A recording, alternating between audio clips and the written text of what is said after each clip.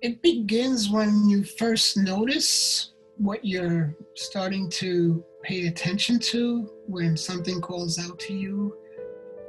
It often happens, and most people experience it with a beautiful flower.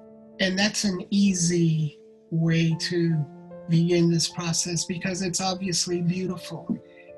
And in my process, when I start to photograph something like that, I start to also notice what's around that flower.